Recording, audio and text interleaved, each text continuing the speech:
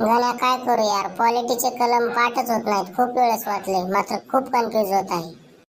अरे मग MPSC बाबांकडून political मनची tricks घे ना, पीडीएफ घे. त्यांनी संपूर्ण पॉलिटिकल मनची ट्रिक्स पीडीएफ बनवलेली आहे, ती घे. बर, पण लक्षात राहतं का? काय डेमो असेल तर सांग बरं. हा, डेमो सांगतो ना तुला, ऐक डेमो. बघ, कलम 16 सांगतो. कलम 16 काय आहे?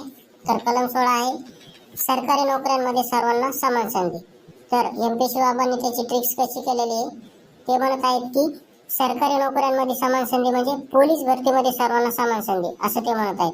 कारण पोलीस भरती एक सरकारी नोकरी आहे. मग पोलीस भरतीच का म्हणलं त्यांनी? कारण पोलीस भरतीचा जो पी आहे तो एबीसीडी नुसार 16 नंबरला येतो. म्हणून कलम 16 आहे सरकारी नोकऱ्यांमध्ये सर्वांना समान संधी म्हणजेच पोलीस भरतीमध्ये सर्वांना समान संधी. त्यानंतर कलम 17 आहे अस्पृश्यता बंदी. तर त्यांच्या ट्रिक्स नुसार माझ्या असं लक्षात राहिलं की अस्पृश्यता बंदी सर्वप्रथम सातारा जिल्ह्यात झाली असं त्यांनी ट्रिक्स मध्ये लिहिलेलं आहे. कुठे झाली? सातारा जिल्ह्यात.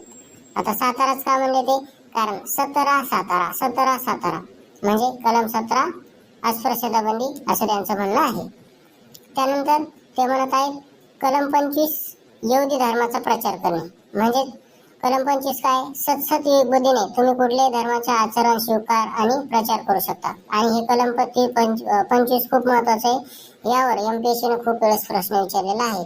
आणि मग त्यांनी ट्रिक्स अशी केलेली आहे की यहुदी धर्माचा प्रचार करणे किंवा यहुदी धर्म स्वीकारणे.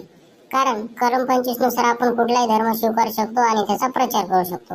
मग त्यांनी उदाहरणार्थ यहुदी धर्म याच्यासाठी म्हणले की यहुदीचा जो वाय आहे तो एबीसीडी नुसार 25 नंबरला येतो. म्हणून कलम 25 आहे कुठल्याही धर्माचं सतसत बुद्धीने प्रचार करणे आणि तो धर्म स्वीकारणे.